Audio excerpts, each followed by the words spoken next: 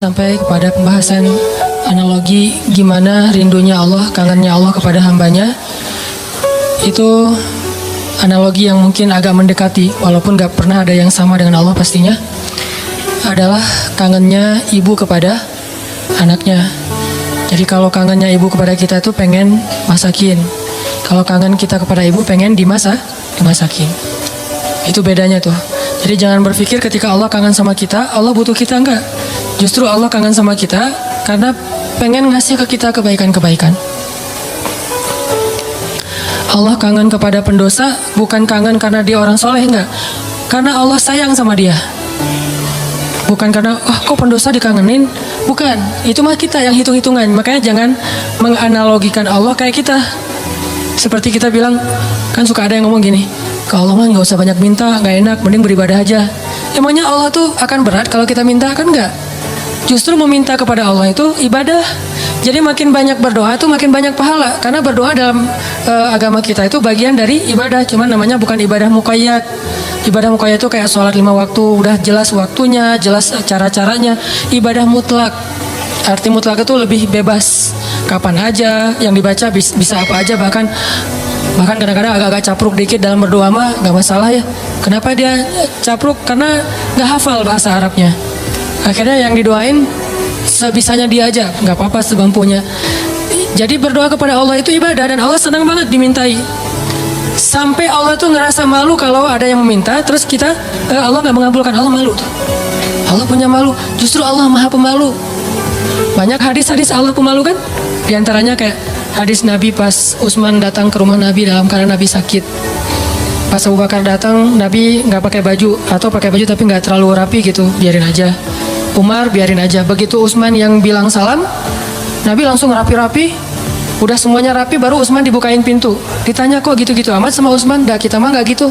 Kata Nabi, jangankan saya, Allah aja malu kepada Utsman. Terus Allah juga malu dalam hadis Nabi, sesungguhnya Allah malu kalau ada hambanya mengangkat kedua tangannya. Ini juga dalil bahwa berdoa boleh mengangkat tangan. Jadi nggak perlu diperdebatkan lah.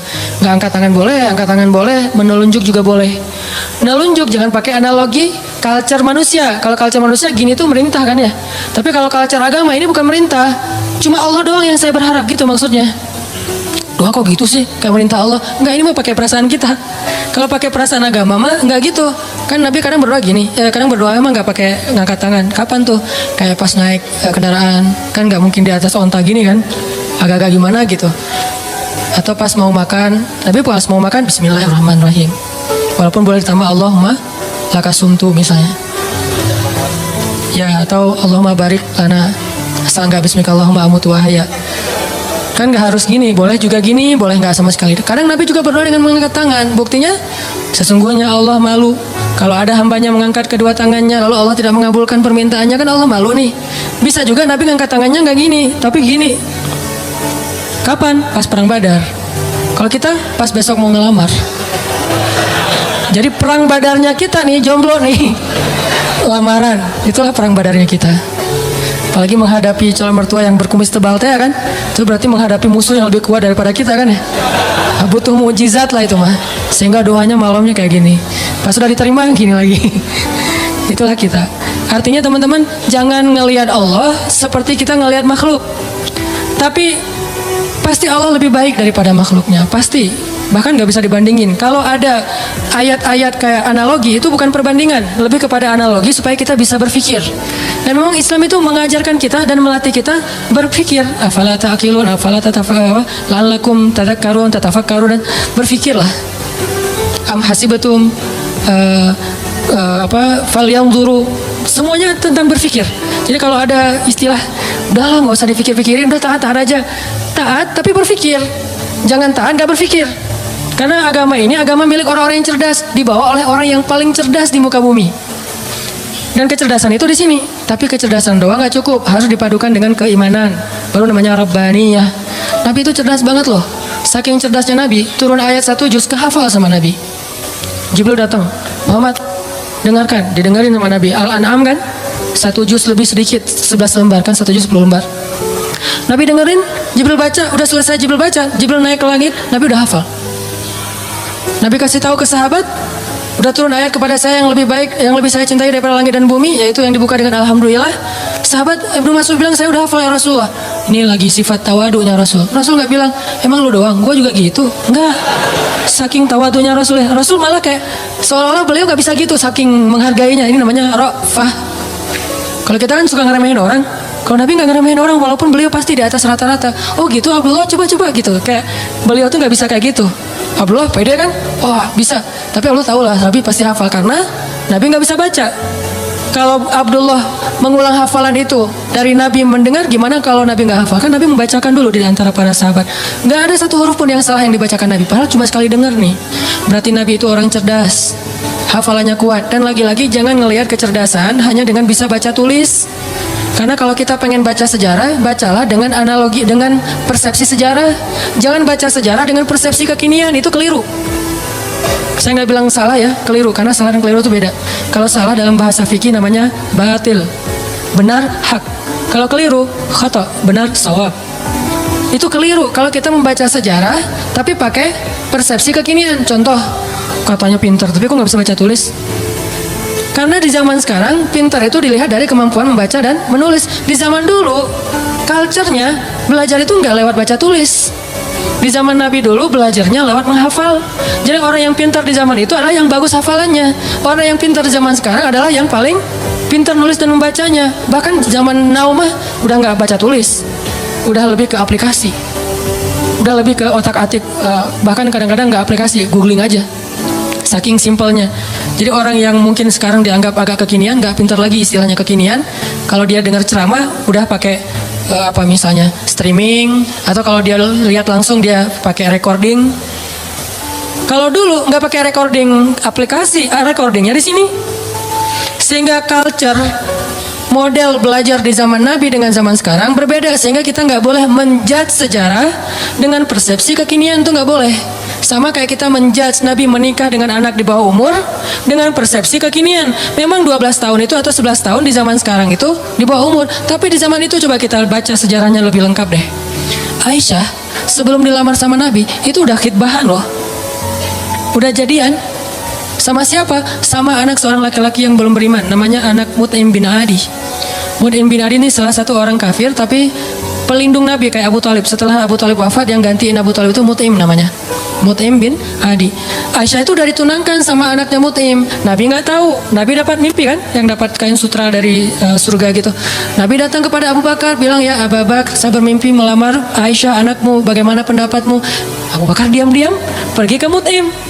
Karena Abu Bakar sendiri kalau dilamar Nabi, siapa yang bisa nolak kan ya? Nabi yang ngelamar kan. Jangankan untuk Nabi, untuk siapa dulu teh?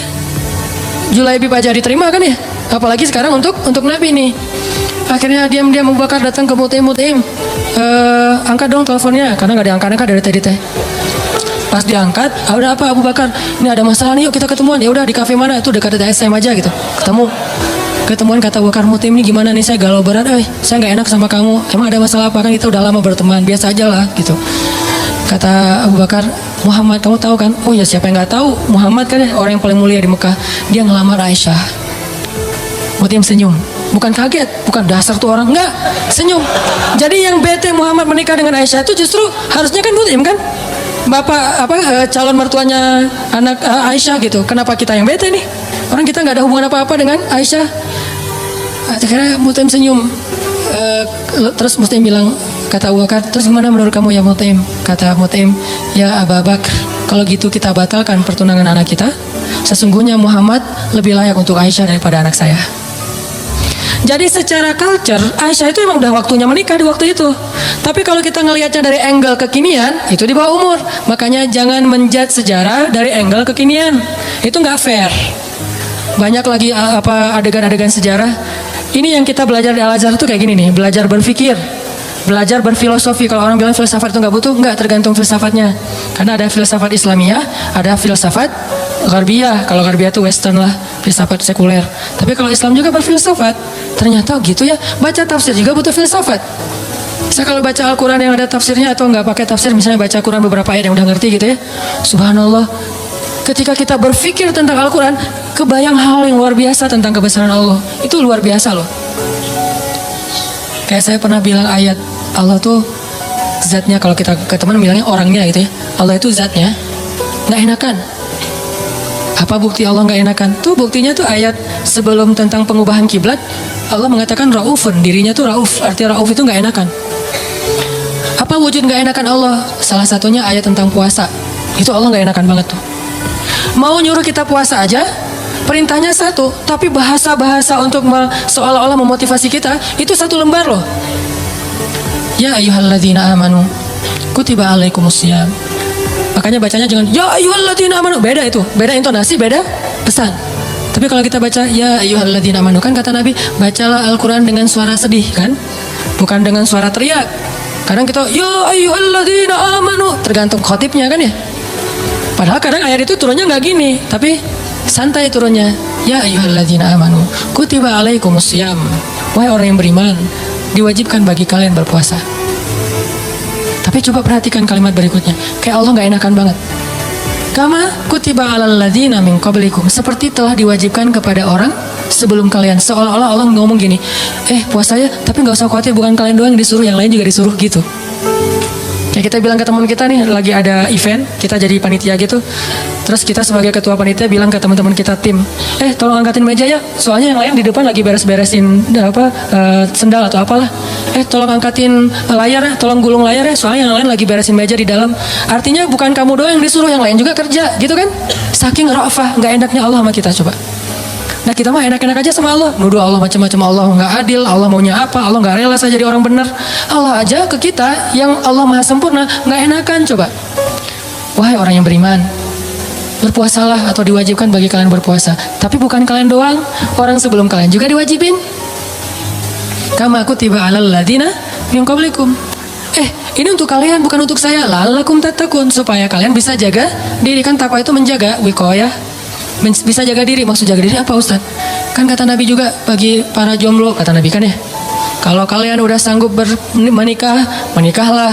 Kalau nggak sanggup atau nggak ada yang mau sih, nggak ada hadisnya sih, nggak sanggup maksudnya. Nabi kan ngomongnya elegan ya, saya aja yang nerjemahinnya kurang elegan. Maksud nggak sanggup di sini itu bukan cuma nggak punya materi, nggak ada yang mau juga. Kan nggak mungkin Nabi bilang nggak mau ya, nggak ada yang mau ya, nggak mungkin kan? Kalau kalian nggak sanggup, dalam kurung versi saya nih, nggak punya uang atau nggak punya calon, atau ada calon banyak tapi nggak ada yang mau, misalnya tutup kurung gitu kan.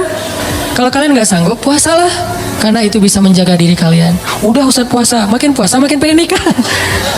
Saya banget tuh dulu, alhamdulillah udah enggak lah, cukup ya. Oke, lanjut. Supaya kalian bisa jaga diri, la'allakum tattaqun, karena takwa itu menjaga diri. Bisa menjaga diri dari hawa nafsu, bisa jaga diri dari api neraka. Banyak makna jaga diri di sini. Udah selesai belum? Allah masih ngomong gini, ayyamam ma'dudat, gak usah khawatir, gak lama kok, cuma beberapa hari. Kenapa Allah nggak bilang aja 29 hari atau 30 hari? Kenapa bilang beberapa hari? Kenapa Allah nggak bilang 1 bulan? Kan puasa 1 bulan kan? Kenapa nggak bilang syahran wahidan? Kenapa ayyaman ma'dudat? Karena pengen ngasih angle bahwa ini ringan, cuma beberapa hari doang kok. Lagian puasa kan bukan bulanan, harian. Sanggup gitu puasa bulanan? Sahurnya tanggal 1, buka puasa tanggal 29 gitu. Nggak sanggup, makanya Allah bilang ayyam, beberapa hari. Ini yang saya belajar di Al-Azhar. Jadi saya merasa bersyukur, bukan ngelebih-lebihin ya. Pasti kampus-kampus yang lain juga keren-keren. Cuma karena saya nggak ngerasain, saya taunya Al-Azhar. Di Al-Azhar itu kita belajar detail banget. Kenapa saya bilang ada S2, S3 cuma 1 huruf Al-Quran jadi dapat tesis, disertasi? Karena yang dipelajari itu detail. Ngapain gitu-gitu amat sih? Udah tahan aja. Mangga, kalau yang mau tahan aja nggak usah berpikir. Tapi berpikir supaya kita bisa menjadikan agama ini sebagai rahmat, sebagai solusi buat kehidupan kita. Ini bedanya belajar Al-Azhar dengan di beberapa tempat ya. Kalau di beberapa tempat belajar fikih itu lebih kepada produknya, produk fikih, halal, haram, boleh nggak boleh, itu kan produk fikih kan.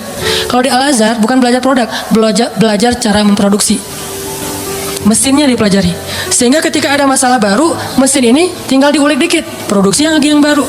Kayak tadi misalnya bikin apa gitu, ternyata udah berubah zamannya, udah seleranya udah nggak kayak gitu lagi, akhirnya digantilah, bikin lagi yang baru. Tetap mesinnya sama, cuman dia bisa beradaptasi dengan kebutuhan pasar. Itu bedanya di Al-Azhar. Kita belajar mesin fikih. Bagaimana memproduksi fatwa kalau di bidang fikih. Kalau di tafsir, bagaimana mengambil ayat terus jadi kesimpulan berfikir. Jadi berfikir dengan Al-Quran, bukan berfikir dengan menurut saya, enggak. Pola fikir kita tuh dibangun di Al-Azhar. Sehingga pas kita dengerin dosen ngomong, bener-bener tuh calangapan bener tuh. Karena ilmu dosen-dosen di sana tuh luar biasa. Kalau ngomong tuh kayak seolah-olah dia udah kuasai seluruh Al-Quran. Jadi Al-Quran itu diambil tuh sepotong-sepotong dikumpulin jadilah satu menu makanan. Tuh gitu di Al-Azhar teh. Intinya yang saya pengen sampaikan kepada teman-teman, jangan ngelihat Allah kayak ngelihat makhluk. Karena nanti jadi salah paham. Jangan banyak mintalah, nggak enak sama Allah. Justru Allah itu nggak enak kalau nggak diminta. Allah senang banget kalau kita minta. Dan Nabi yang paling banyak meminta ke Allah namanya Ibrahim. Sehingga disebut Inna Ibrahim la'awwahun halim. Apa arti awah? Bukan awah ya. Awah artinya da'a, suka berdoa. Dan di Al-Quran itu Nabi yang paling banyak kalimat doanya kan Ibrahim kan. Dikit-dikit ya Rabbi, ya Ilahi, ya Allah. Selain Musa, awahun da'a, suka berdoa. Begitu juga tadi dalam kasus surga neraka. Ada orang bilang, saya mah gak takut sama neraka. Setan aja, iblis takut sama neraka. Kita yang lebih garang daripada iblis? Enggak. Iblis itu udah paling, kalau dibilang bejat, paling bejat mah iblis. Udah gak ada lagi lebih bejat daripada iblis. Nah gua mah lebih bejat dari iblis, gak ada. Iblis itu paling bejat tuh udah. Jadi kalau ada manusia gimana pun dia bejat masih kalah sama iblis. Yang paling soleh itu adalah Muhammad SAW. Walaupun yang paling suci adalah malaikat, tapi yang paling soleh, beda suci sama soleh ya. Karena orang soleh bisa aja ada kesalahan. Nih berpikir nih, orang soleh tetap ada kesalahan. Kalau suci nggak ada kesalahan. Dan nggak ada manusia yang suci. Yang ada manusia yang soleh. Nabi bukan suci, maksum, terjaga. Kesalahan tetap ada, tapi bukan dosa. Karena Nabi tidak berbuat dosa, karena maksum. Tapi kesalahan, beliau bermasam muka, beliau salah memutuskan tentang perkara tawanan perang dalam perang surah Al-Anfal. Beliau salah misalnya keliru dalam masalah sikap kepada orang-orang yang belajar kepada beliau. Terus didatangin orang-orang kafir Quraisy yang belajar suruh mojok dulu, ditegur sama Allah. Ayat teguran ke Nabi itu banyak loh. Termasuk beliau karena pengen nyenengin istri-istrinya lagi cemburu. Nabi bilang, ya udah deh, saya nggak akan minum madu lagi. Kan baru pulang nih dari rumah salah satu istrinya, ketemu istri yang Aisyah. Aisyah nanya, dari mana aja sih kok lama banget datangnya? Itu dari rumah Sofia. Ngapain sih di sana terus? Kan dia tuh maksudnya pendek gitu. Udahlah, makan apa sih? Dikasih apa di sana? Emang nggak ada makanannya enak banget ya? Enggak, cuma minum madu doang. Wah, nggak enak, pasti madunya nggak bener nih, mulutnya nggak enak tuh. Akhirnya Nabi bilang, ya udah, mulai sekarang saya nggak akan minum madu lagi demi menyenangkan Aisyah. Turun ayat, wahai Nabi, kenapa kamu mengharamkan apa yang Allah halalkan demi menyenangkan istrimu? At-Tahrim. Yang paling soleh di muka bumi dan di dunia akhirat dan langit bumi nih Nabi Muhammad. Tapi yang paling suci malaikat. Di sini ketahuan, oh ternyata orang soleh juga bisa ngelakuin kesalahan. Kalau Nabi kesalahan, kekeliruan. Kalau kita kesalahan, tapi dia langsung recovery balik. Gak ada yang suci. Fala tuzakku anfusakum. Jangan kalian menganggap diri kalian suci. Tapi yang paling bejat adalah iblis. Kemudian setan. Setan ini minal jinnati wan nas, ada jin ada manusia. Sehingga kita kalau bilang saya nggak takut neraka agak-agak klise menurut saya. Berarti sia-sia dong Allah ciptain neraka, ternyata manusia nggak takut. Jika Allah udah banyak fattakun nar, itu perintah loh. Fattakun fa'illam taf'alu wa la taf'alu fattakun nar. Apa arti kata fattakun nar? Takutlah kalian kepada neraka. Nar bahasa Arab, naruka nerakamu, jadi bahasa Indonesia neraka. Bahasa Arab yang diserap menjadi bahasa Indonesia. Fattakun nar allati u'iddat lil kafirin, yang disiapkan untuk orang yang kufur. Jadi kalau nggak takut neraka, Allah udah nakut-nakutin di Al-Quran. Seolah-olah kita bilang, gak takut gitu kan ya. Gimana tuh sama Allah? Kan agak-agak aneh nih. Gak takut. Dunia aja kita takut dengan hal-hal yang mengerikan. Gak usah yang benar ya, yang cuma halusinasi aja takut. Setan, hantu, gundurwo, yang gitu-gitulah. Gitu aja bisa bikin kita takut, padahal itu gak nyata. Nyata gak sih? Saya belum pernah lihat, alhamdulillah ya. Gak tahu kalau ngelihat ustaz juga kan manusia. Artinya yang gak nyata-nyata amat aja kita takut. Giliran yang nyata, Allah sendiri suruh kita takut malah gak takut. Kan agak klise nih. Pasti pola pikirnya gak menyeluruh nih, belum lengkap, belum utuh. Surga, ah biasa aja, nggak pengen surga. Seolah-olah kita ngeremehin surga itu nggak berharga. Surga itu kata Nabi adalah ala sil'atallahi ghaliyah, ala sil'atallahi lil jannah. Harta Allah yang paling berharga itu adalah surga, bukan dunia. Dunia aja kita pengen, masa surga enggak? Padahal kata Allah, dunia ini nggak ada apa-apa dibandingkan surga. Klise lagi kan? Kita pengen surga dan Allah senang kita pengen surga. Kita takut neraka dan Allah senang kita takut neraka. Karena semua itu bagian dari yakin kita kepada Allah. Cuman jangan hanya di lisan, harus di hati. Kita, kenapa kamu sholat 5 waktu? Kalau saya nggak sholat, ntar diazab kubur. Nggak apa-apa. Kenapa kamu sedekah? Karena pengen dapat pahala banyak. Gak apa-apa. Wah, kalian mah gak ada yang tulus. Dan saya mah kalau sholat, sedekah segala macam bukan karena surga neraka. Saya sholat dan segala macam karena cinta sama Allah. Gak ada tolak belakangnya antara satu dengan yang lain. Cinta bagian dari iman, takut bagian dari iman, berharap bagian dari iman. Kan iman itu ada 60-an cabang, termasuk malu bagian dari iman. Sehingga gak perlu dibentur-benturin, ambil yang sebagian, buang yang lain. Gak. Terus gimana nih? Orang beriman juga berderajat. Lahum darajatun. Ada yang imannya baru malu doang nih. Ada yang imannya udah malu plus takut. Ada yang imannya udah malu plus takut plus berharap. Ada yang iman malu, takut, berharap, cinta. Terus nambah-nambah. Karena darajatun. Manusia itu berderajat-derajat di antara orang yang beriman. Setelah Allah bilang ulaika humul mu'minuna haqqa, Allah bilang lahum darajatun. Mereka bertingkat-tingkat. Jadi teman-teman, coba kita bayangin bahwa Allah itu emang kangen sama kita. Allah tersenyum kepada hambanya. Dulu ada beberapa orang yang mungkin karena salah paham maksud saya, pernah dalam tanda petik tahzir lah ya. Dulu saya pernah mengalami masa-masa tahzir tapi dicuekin. Katanya Allah senyum. Apa Anda waras? Allah kok senyum? Ada banyak hadis Allah tersenyum. Salah satu hadis Allah tersenyum itu hadis tentang doa safar kan? Ketika Ali bin Abi Thalib naik ke atas kendaraan bilang Allahu Akbar. Duduk di atas kendaraan mengatakan Alhamdulillah. Ketika mau udah jalan baca Subhanalladzi sakhkhara lana hadza. Kemudian di akhirnya Rabbi zalamtu nafsi zulman katsira fa innahu la yaghfirudz dzunuba illa anta faghfirli faman yaghfirudz dzunuba faghfirli maghfiratan min indika warhamni. Lalu setelah baca itu Ali tersenyum. Orang yang bawa onta atau kudanya Ali melihat, "Ya Ali, kenapa Anda tersenyum?" Kata Ali, "Karena saya melihat Rasulullah juga tersenyum dulu setelah membaca doa ini." Lalu saya tanya ke Rasul, "Kenapa Nabi tersenyum?" Kata Nabi mengatakan, "Karena setelah membaca doa ini Allah tersenyum." Kapan Allah tersenyum? Ketika kita beristighfar. Jadi kalau kita beristighfar teman-teman, Allah senyum. Cuman gimana senyumnya Allah? Laisa kamitslihi syai'. Allah nggak sama dengan makhluk. Cuman kita yakin Allah tersenyum. Gimana bentuk senyumnya nggak usah dibayang-bayangin. Allah senyumnya gini nggak ya? Nggak usah dibayang-bayangin. Allah senyumnya gini atau yang flat tapi banyak kelihatan gigi gitu kan, kayak emoticon gitu. Enggak lah, nggak usah dibayangin. Pokoknya senyum weh. Allah senyum artinya Allah senang. Termasuk kayak ada hambanya yang bertobat, Allah tuh bahagia. Saking bahagianya lebih daripada orang yang ketika dapatin onta yang hilang, terus dia bilang Allah anta abdi wa ana rabbuk. Ya Allah, engkaulah hambaku dan aku Tuhanmu. Ngomongnya salah saking bahagia. Allah lebih bahagia dari orang itu terhadap orang yang bertobat. Berarti kan Allah emosional ya. Allah itu emosional, bahagia, marah, senang, cinta, tersenyum, emosional. Cuman emosi Allah itu maha sempurna, nggak seperti makhluk. Sehingga kita coba melibatkan emosi kita dalam berinteraksi dengan Allah. Jangan flat lah. Masa kita katanya cinta tapi flat, hambar, kayak plain gitu, kayak jalan tol, kan nggak enak ya. Pernah kenal ada orang yang flat? Sama teman misalnya flat banget tuh, nggak ada ekspresinya. Kita kasih hadiah, ya makasih ya. Nggak ada ekspresinya nih orang. Terus kalau ada masalah, dia ada masalah ya gitu mukanya tuh, nyebelin. Kayak muka saya. Kenapa ada orang kalau ketemu saya di awal-awal tuh kayak sebel gitu? Karena mungkin muka saya tuh kayak bakatnya nyebelin. Tapi kalau udah kenal enggak lah, ya. Makin nyebelin. Ini ada orang flat banget nih, flat banget. Dia kasih hadiah biasa aja, dapat masalah diledekin juga dia biasa aja. Paling nggak enak kalau punya pasangan kayak gini nih. Nggak ada ekspresi-ekspresinya. Ada juga yang ekspresinya lebay. Kasih hadiah dikit, segala macam. Ada masalah dikit, nangisnya, kemana-mana. Misalnya ada yang kayak gitu teh.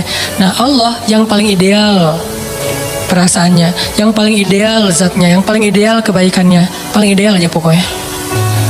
Jadi kita coba melibatkan emosi kita ketika kita berinteraksi dengan Allah. Allah kangen sama kita.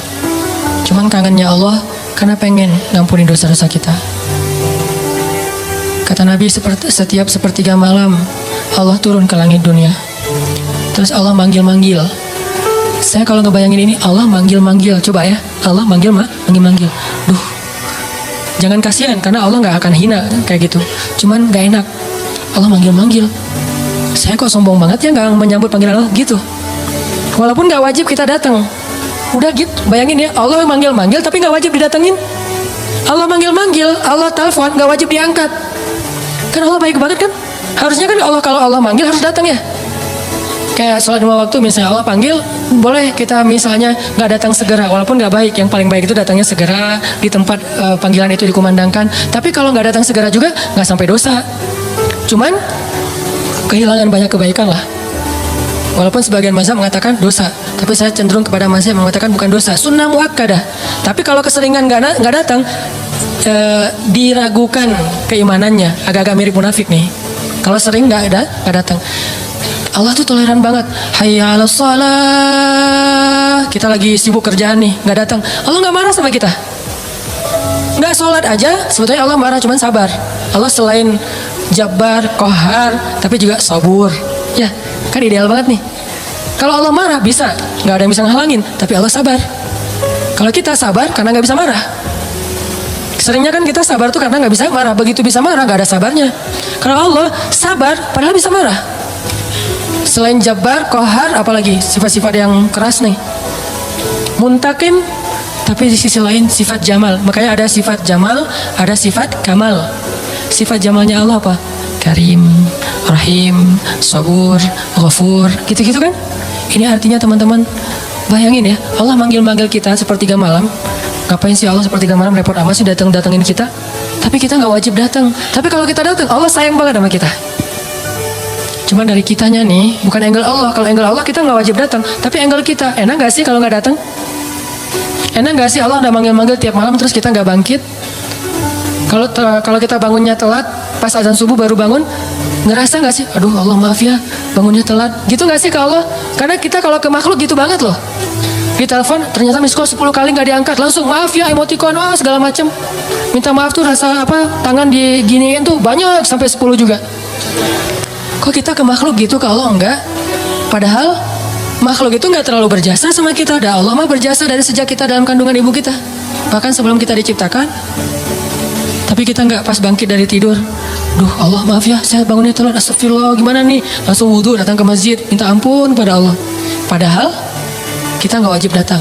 Ini lebih ke ngomongin emosional. Saya nggak ngomongin hukum fikih. Kalau ngomongin hukum fikih agak-agak kaku sih. Makanya di atas hukum itu ada akhlak namanya. Di atas hukum ada akhlak. Orang kalau udah akhlaknya bagus, hukum ini jadi nggak terlalu penting. Mudah ngamalin hukum tuh kalau akhlak moralnya udah kayak orang disiplin. Kan nggak perlu timer lagi kan? Udah disiplin, nggak perlu lagi ketat.